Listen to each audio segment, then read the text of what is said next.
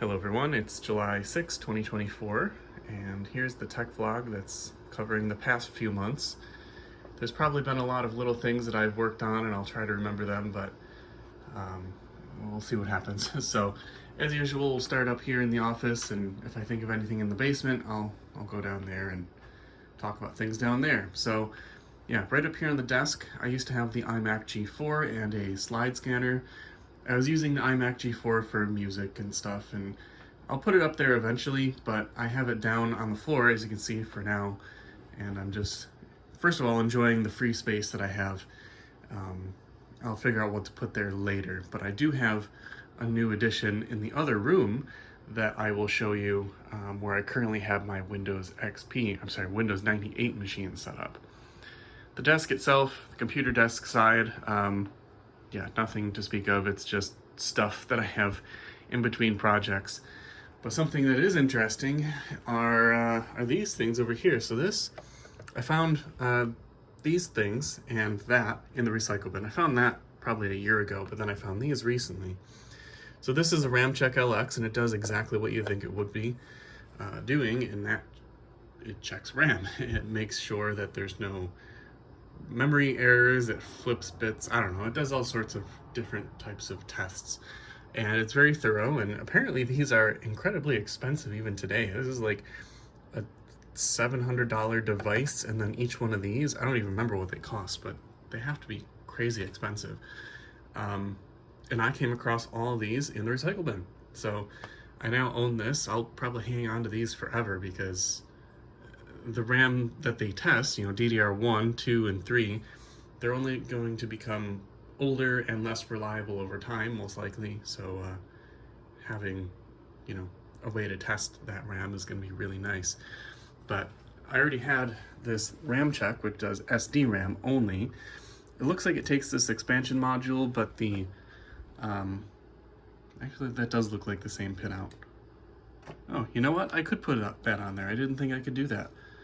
Well, anyway, I have one that is, you know, hardwired to take SD-RAM. That's the slot that's on there. It looks like I can put expansion modules on there, but I would rather put them on here because this one's a little nicer. It's got a better screen, and I don't know, it's what it's designed for. So, yeah, I've got the, as I said, DDR1, 2, and 3, and I found all the little SODIMM converters, so I can put SODIMMs in here as well and test those. That's what all these green boards are.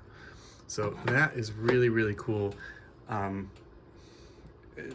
Whether or not it's, you know, super necessary, to be determined, but at least the SD-RAM one, I found several sticks when I was building out some of my iMac G3s that were going bad. And I was having some weird issues with installers or weird issues booting, and I pulled the RAM out, tested it. Turns out it was actually bad. So that's been a good, helpful troubleshooting step, and maybe, you know, the DDR3 one isn't so useful now, but in 10 years it'll probably be my favorite tool. So very happy to have these. These are surprisingly expensive online. Now, I'm never going to sell these. I think I'm going to hang on to these for a long, long, long time. But if you were to buy one, I think this set alone would probably cost you upwards of $2,000, maybe? I don't know. It was kind of hard to find prices when I looked. Anyway, on to other things. I rearranged the bench a little bit just to make it a little easier to reach for things. I mounted this Dell, I think it's a 19-inch 4x3 monitor. These are the Dell monitors you pretty much saw everywhere. Well, even today you'll still see them, but they're nice. They take in a DVI and VGA, and I think that's it, but they're nice. They support a whole bunch of different resolutions and refresh rates. They're convenient to have, and I have that on a monitor arm that folds out so I can look at things more easily. Yeah, just a basic rearranging. I picked up one of these. You probably remember these from back in the day. You push them down, and then if you have a CD that you've selected with this, it'll pop it up and put it right here so you can grab it. Super convenient thing, and I picked this one up because it looks nice. It's got like this stitched fake leather, but unfortunately you have to like put this thing back up in order for it to latch, and I didn't realize that at the time, but it was only like $3. this iMac G5. I got this from the VCF East, from VCF East, from the consignment area earlier this year in 2024, and I picked it up primarily because it's in such good shape. I don't think there are many of these left that look as nice as this does, and it's hard to show off in the video, but I mean, maybe you can kind of tell. It's so shiny. It's got just the very, very lightest of, you know, scuffs, or maybe where somebody took a microfiber cloth to it and kind of dusted it, but it's the best one of these I've ever seen. Unfortunately, when I bought it, it had a bad power supply. Excuse me. Had a bad power supply. I recapped the power supply, still didn't work. Now this thing has no bad caps on it, so I was like, I wonder what the issue could be. Well, after some more troubleshooting, beyond the power supply going bad, it also has a bad video card. I think it's a FX 5200 Ultra or something. It must have a cold solder joint. I don't know. I tried using a heat gun, my heat gun technique, to kind of fix it, and I couldn't even get any improvement out of it. So unfortunately, I don't know if there's a lot I can do with this right now, but I'm gonna keep it because, again, it's in such freaking good shape. I really have never seen one of these that looks so good. And it came with the box, a keyboard and mouse. The box is in really good shape. Keyboard and mouse are in okay shape. It was only $40 for the whole thing, so not a huge loss.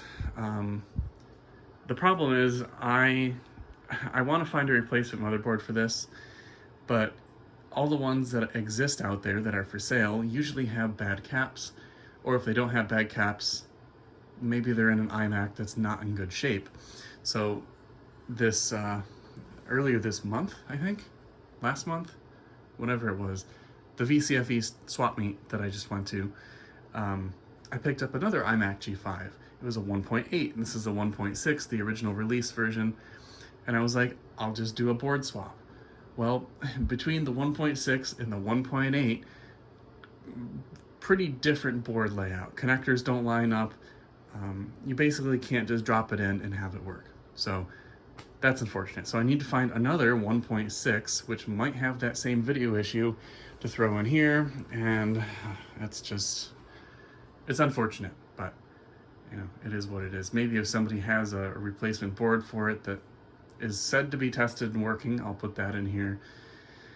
I don't know what to do with this. I just assembled it last night because I had it completely in pieces across my desk, and I'm just gonna put it back in the box and forget about it for a little while until I find another board that comes up. And speaking of boards that are an issue, I think I've talked about this before, my iMac. It's a 1 gigahertz iMac. It's nothing all that special. I recapped it, which didn't really seem to have any improvement on the issue, which I think is also the graphics chip has cold solder joint or something. It's doing these weird things that just make me think it's a bad GPU. I didn't try reflowing it. I just don't care enough. It's a 1 gigahertz iMac. Nobody really collects these things as much as they would the 1.42 gigahertz because that's the best one. And this iMac, or eMac rather, I don't know if I said iMac before, this eMac, it's in okay shape, not the best, and also, you know, it doesn't work right now. So I found this project online. Somebody actually took an iMac G3, and you can use it as an external monitor. You use, I think, an Arduino to send some code to it to enable the CRT, and then wire up this connector, and then you can make it into a VGA monitor, basically. Well, you can do that with an eMac as well. And I came up with an idea that may or may not actually happen. We'll see, because it involves a lot of wiring and programming and Arduino stuff, which I'm really not familiar with, which is making this not into an eMac, but rather a WeMac. I want to say that right here in this video before anyone else ever coins that name. Well, nobody else will, what am I saying? But I want to try shoving a Wii in here. So basically removing the logic board, the hard drive, probably keeping the optical drive, and then I'm finding a way to mod a Wii into here. So I can have a Wii with a built-in screen, and it's also white like the Wii, and I think that would be pretty neat. So you heard it here first. July 6, 2024, I have coined the term iMac. Just kidding. Nobody will ever care about that, but I think it's funny. Changes to this area over here. I think there's just one since the last tech vlog, and that is the Ruby iMac. I have found another one. I found one at VCF East Swap Meet. I feel like that's all I ever talk about in these videos, but yeah, I found one last month, and it's in much better shape. The other one that I have, the plastic and the lower casing is all shattered and missing, and it didn't turn on. So kind of sad that I paid like 70 bucks for that, knowing that it had bad casing and knowing that it was untested, which always means it doesn't work. So I paid, I think I gave the guy 50 for this, because it's, you know, it's got some scuffs from just paint, like, you know, pretty much all these do when they get moved around. But other than that, it's in a really nice shape and it still works. Awesome find for 50 bucks. So I'm trying to not only collect every color, but working examples of every color. I don't know if I've talked about this before, but excuse me, this the Flower Power works. The plastics, the inner bezel's kind of cracked up, but it's a Flower Power. I'm probably never gonna find another one of these, especially for free. So that one's great. This one, that one's good shape and works. This Indigo, I've never seen another one that is in good as shape as this one. I mean, this thing is really, really immaculate. The screen is the best part. I mean, it looks so good. That's my 700 megahertz, not even looking, 700 megahertz graphite in great shape, 700 megahertz snow in great shape. The grape, not in good shape. That one had a lot of shipping damage. I think it might power on, but you really shouldn't, because the CRT is just kind of resting. I keep moving the camera. CRT is just kind of resting because the whole inner bezel is shattered. So that one's not in immaculate shape. The lime works, but the casing is really foggy, so it's all right.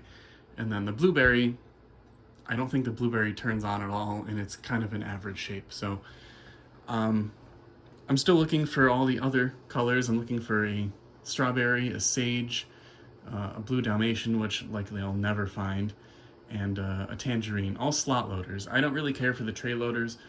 If I got a tray loader, I would probably get the original, you know, Bondi Blue one, Bondi Blue, however you say it, but they just don't interest me that much. I really like the slot loader and the design of them, so yeah. I think that's about it for the office. Let's take a quick look downstairs and see what's been going on down there. Actually, we'll take a detour here. So I'm just, there's my office. Right around the corner in, well, I don't really ever know what to call this room. Originally it was a dining room. I think when they sold the house, when I bought it rather, it was a bedroom is what it was sold as. But I never really know what to do with this room, so it was pretty much empty until I found this desk at the thrift store, and they were doing a 50% off all furniture. So I got this desk for 20 bucks. It's pretty nice, and it really captures that kind of really early 2000s aesthetic that I just absolutely love. So because of that, I have my Windows 98 / if I swap it out, Windows XP setup, and it's still a work in progress, but I think this is going to be a really nice kind of, I want to say time capsule. That's not really what I mean. Just, you could sit here and be transported to, you know, 20 years ago, that kind of thing. So something else I picked up recently was this box copy of SimCity 3000. I picked it up because the box is in really nice shape, and it doesn't actually have the game in it, but that's okay because I have the game. So yeah, I was able to get that. I think it was like 10 bucks, maybe 20 bucks. I don't know. I did pay more than I probably should have, but the box is in such good condition that I didn't really care how much it was. So got that. I'm gonna move some of my other box games in here and probably, you know, put them in there and take that door off. I don't know. But yeah, this is the little setup I have here, and it looks out nicely over my backyard. And this is also my plant room. because this is the only, besides my bedroom, this is really the only side of the house that gets a lot of sun, so it's best to grow plants in. Yeah, I mean, you can see what's here. I got the Optiplex GX1. It's my Windows 98 gaming machine. I got the, I think it's a P911, P991 monitor. I got my Altic Lansing speakers with the subwoofer down there. Yeah, it's a nice little setup. I like it. So just something I'm working on, and wanted to share that. All right, now let's go downstairs to the basement. All right, future me here. I just recorded a 15.5-minute segment down here in the basement in which I talked some about what's on the floor here, what's on the shelf, and then pretty much rambled for 15.5 minutes. So be prepared. I'm mostly just pointing the camera like this and then talking. So a lot of this end part of the video can just be podcast style. Just listen to it. I promise you there's not that much to see, so just be aware of that. All right, that's 30 more seconds I've wasted. See ya. Well, the basement's kind of a mess right now, but not as much as it was, a couple weeks ago. This little pile of stuff here is stuff I brought back from VCF East. I'm kind of debating what to do with some of it because I've been to the swap meet, I think 4 times, maybe 3 times. I brought some of this stuff every single time, and like the rest of the games, I don't know, they're just not like games that people care about at all. And maybe someday I'll find the one guy who wants them, but I don't know if I want to be carting back and forth some of this stuff every single time. It's like that plastic bin that's full of stuff that, again, I brought to 3 different events, and at the last 2, nobody has grabbed more than like 1 thing from these. So I don't know, maybe I don't really want to bring it to the next one. And then that this middle cardboard box right there, that's got some big box games in it, but again, they're big box games that nobody's interested in. I mean, some of them I've never even heard of, and they're just like knockoffs of other games. They're really not worth anything. The boxes are in probably okay shape, but I don't know. Again, not really worth the car space that takes up for these box games that I'm selling for $2 a piece. Like, I could bring something else that's worth $20 and sell that instead of bringing this box and not selling anything in it, So we'll see what happens there. I'm going to try and post some of this stuff online. I'm going to actually really try this time. Sometimes I get some motivation to post stuff online, try to sell it, and then ultimately it doesn't sell that quick, and then I kind of forget about it. But this time I really want to try. Unfortunately, I feel like I've talked about this way, way long ago. I can't sell things on eBay because eBay is just a really awful place to be a seller. The short of it is as a seller, I got scammed. Somebody bought, I think it was a MacBook Pro. I had listed it very, very clearly for parts. I accurately described it, and they tried to return it saying I was fraudulent and said that I sold them a non-working thing and I didn't disclose it, which I clearly did. They left negative feedback. I tried to work it out. eBay was like, we can't remove the negative feedback. I'm like, okay, whatever. I'll just sell more stuff and then it'll kind of get buried. Well, I did that, and I think I was doing pretty good, and then I had one late shipment because I forgot to put my store on standby or whatever when I went on vacation, and I missed a shipment, and then eBay's like, hey, we're suspending you or something, you're on probation, whatever they call it, for the next couple weeks. You got to sell some things in order to bring your seller score back up. So I did that. I sold, I think, 7 items, which was above the threshold that they had set. And regardless, they're like, you haven't improved your seller status. We are suspending you from selling. I was like, what the hell? And contacting them and trying to talk about it, they're basically like, no, your account's in bad standing. Too bad, so sad. Not even sorry your account's in bad standing, just screw you, go away. So I was like, whatever. I was kind of over it at that time, so I'm sorry, I'm kind of going into a tangent now. So, what did I do? Oh, it was like, I think 4 years later, I'm like, you know what? Let's just be sneaky. Let's open up a new eBay account and try to sell something on it, because I thought it was just the account that's in bad standing. Well, of course, eBay has thought of that, so they recognized that it was still me trying to sell things, and they suspended my account. And I called them after, and I was like, "Hey, here's the situation. Like, can we just reinstate my new account? It's been 4 years. I'm in a different life place. You know, I can definitely be a good seller." And they're like, "No, you're done." And I called them once more a year later, and they wouldn't even like talk to me. I gave them my account name, and they're like, "No, your account's in bad standing, goodbye." So basically, F eBay. I don't know. Yes, I know what I did wrong by opening a new account, but that first time when they said improve your seller status, and I did, and they're like, no, and they wouldn't look at the fact that I was being scammed as a seller, just screw them. Anyway, I had to go off on that tangent for a little bit. So anyway, what I was saying is I can't sell on eBay, so I got to find other places. And there's Discord groups and there's forums, and I think the Discord groups are usually a pretty good bet because they reach a lot of people and it's kind of instantaneous. So yeah, I'll try to sell a bunch of these things. Like I've got this web TV. I was surprised nobody wanted this web TV. Was I really surprised? Actually, yeah, kind of.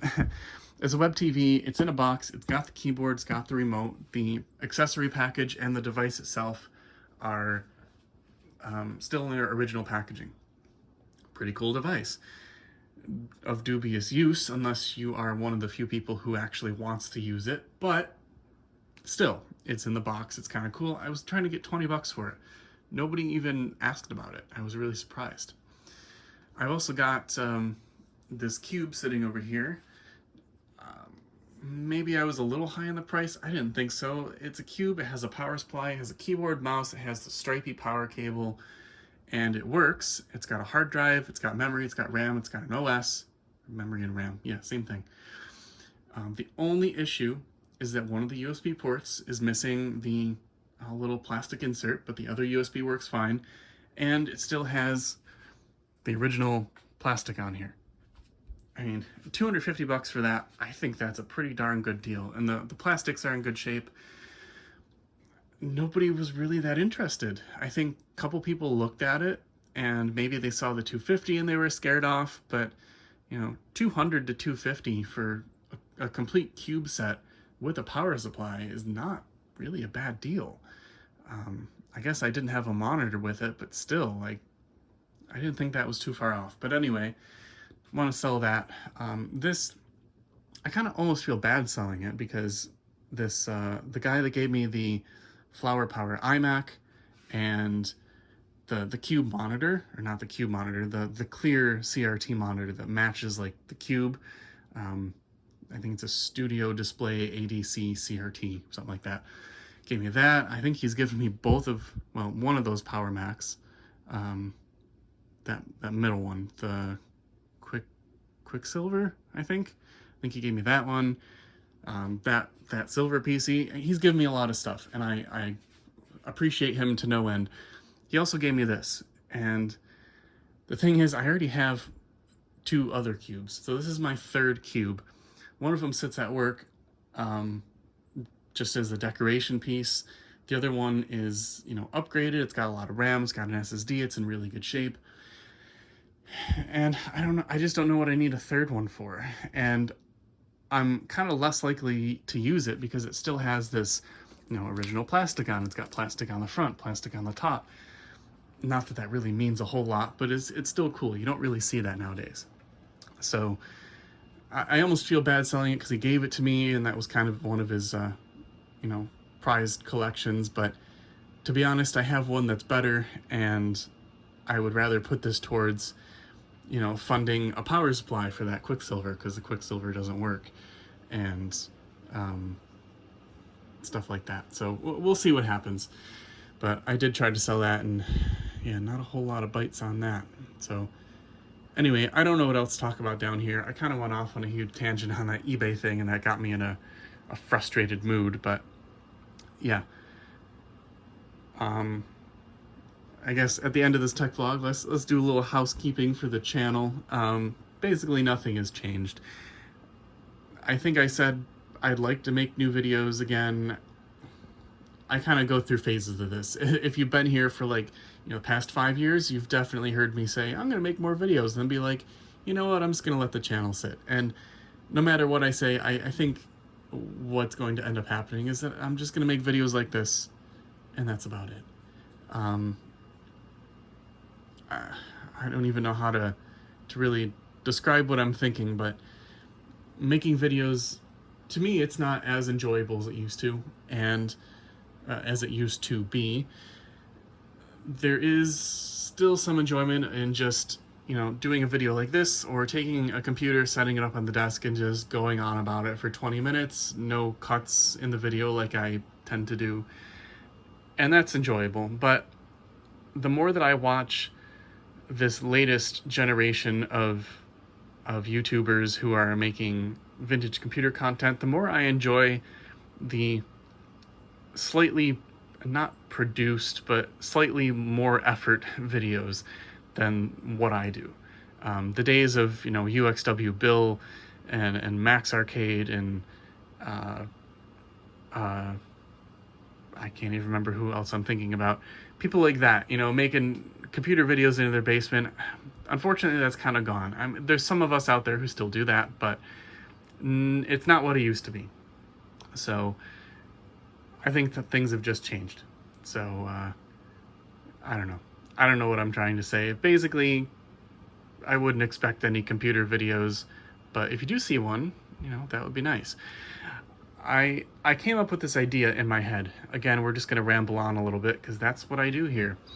I came up with an idea to make a new YouTube channel and kind of preload or pre-make some content and then post it on a schedule, and maybe, you know, post the video in some subreddits or something, try to get some traction, because I think YouTube has kind of killed my channel in terms of growth. After that thing, you know, I was pretty depressed in 2018, and I made my channel private. That really stunted the growth, and it's never picked up since then.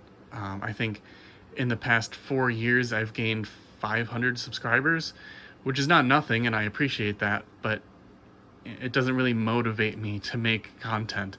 So I thought about just making a new channel, trying to start out with, you know, some medium to high effort videos and see where it goes. And if it works, great. If it doesn't, well, I tried. But that's just so much work, and I have a feeling it wouldn't work anyway. So I don't know. If you're here, excuse me, at the end of this video, let me know what your thoughts are on that. I feel like that's not going to work, but if it's something you really think I could try, or maybe it's worked out for you, just let me know. One last thing before I end the video, just a car update. I still have the Land Rover Discovery 2, the 2004 Discovery. That thing, I've kind of actually fallen in love with it, as stupid as that sounds. I really, really enjoy driving it. I took it up to my, I have a place in the Adirondacks. It's about 215 miles away, 3 hours away. And this was the first road trip I ever took in the Discovery, more than like driving to my parents' house, which is 45 minutes away. Kind of the first big trip. And it went well. I learned that when I'm driving it at higher speeds, you know, 70 to 80 miles an hour, which is matching the speed of everyone else, I need to put premium gas in it. It will start throwing check engine codes about lean fuel mixture, and the engine computer can't compensate for the low fuel anymore. It seems to run just fine, at least it appears to run just fine, and it feels normal, but the engine is the computer is unhappy about that. So I learned I have to put premium gas in it, which is all right. It requires premium gas, and that's what it says, but I've always put regular in it because it's cheaper, and just putzing around town here, it doesn't really matter. But again, running for long periods of time at 3,000 RPM, you know, I could understand why premium is kind of necessary. So that's fine. I also managed to get 16 miles per gallon on the way back. I got 15 and a half up, 16 on the way back. And for that truck, that's pretty freaking good. Normally when I'm just going around town here, I've averaged about 11 and a half. I think when I did some longer trips out to my parents' house a couple times, I managed to get 14 on a tank, but 16 I think is pretty good for one of these. Most people say 14 is about as good as it gets, but with properly inflated tires and premium gas, I guess that probably helps. Yeah, I managed to get 16 out of it. It's still half of the fuel mileage that my Camry gets, so I'll probably take my Camry up there most of the time, but yeah, that was something I learned. And then the Jaguar, the 87 XJS V12, that I got it back on the road. I rebuilt the fuel lines and made sure everything was good there, no leaks. One of the fuel lines burst last fall, so I finally fixed that up and got it back. And I just bought some pieces of stainless steel exhaust to fix up the pretty ratty looking exhaust. It's got some bends and breaks and holes, and yeah, I'm gonna try to fix that up. All right, I'm kind of out of things to talk about. Wow, that was a 15-minute ramble of just looking at computers. Hopefully, I'll remember to put a little clip mentioning that this part will be mostly rambles right before I put this clip in. But anyway, if you made it to the end, thank you very much for watching. Leave some comments down below. Yeah, thanks for watching, and we'll see you in the next tech vlog, most likely.